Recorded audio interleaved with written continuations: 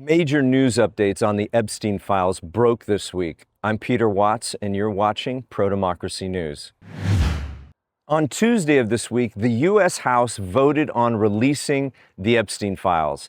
Except for one Republican, every representative in the House voted on releasing the files. Then it was sent over to the U.S. Senate, and on Wednesday morning, the U.S. Senate voted unanimously to release the Epstein Files. After a bill is passed by both houses of Congress, it always requires the president's signature, no matter who the president is. The bill requires that the Department of Justice release the Epstein Files in 1 month, by December 19th.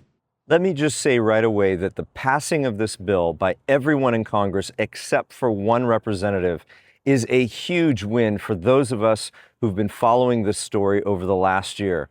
In today's political climate, the Republicans and Democrats don't seem to agree on a whole lot. So the fact that both houses of Congress and both major political parties came together to vote yes on anything, let alone to release the Epstein Files, is a major win. So what can we expect from here? Is it really going to be that easy? Are we actually going to get the full unredacted Epstein Files by next month on December 19th? Just 6 days, by the way, before Christmas.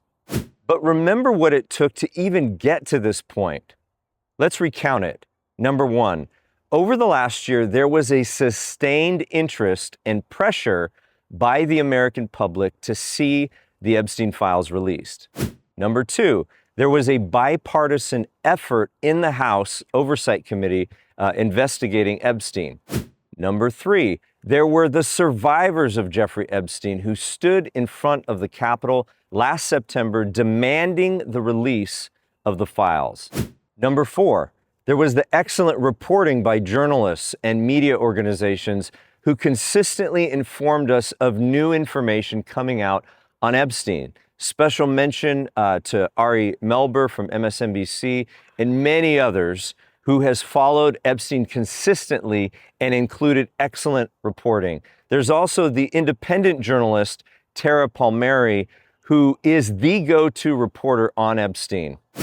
Number five, the New York Times and the Wall Street Journal both took part in successfully requesting hundreds of documents from the civil lawsuit case against Ghislaine Maxwell. Number six, there was the article by Khadija Safjar and Joe Palazzolo of the Wall Street Journal, who reported on a birthday card that Trump gave to Epstein way back in 2003 for Epstein's 50th birthday. Number seven, there was the fact that Trump then sued the Wall Street Journal over reporting on this birthday card.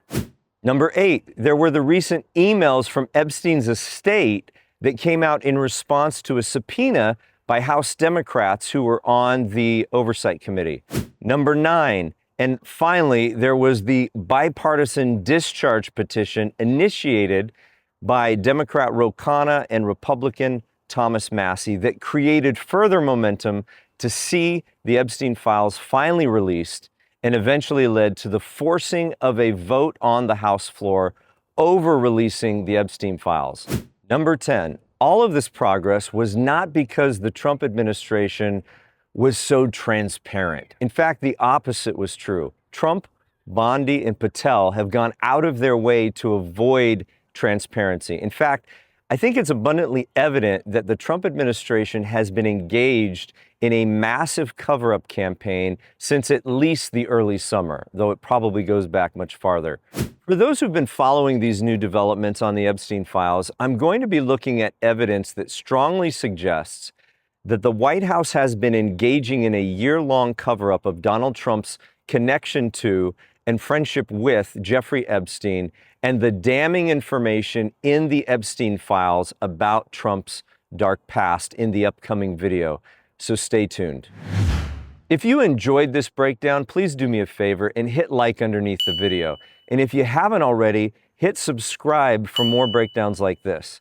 If you want to support my work, become a paid subscriber to my weekly Substack newsletter. There's also a free option. The link is in the description.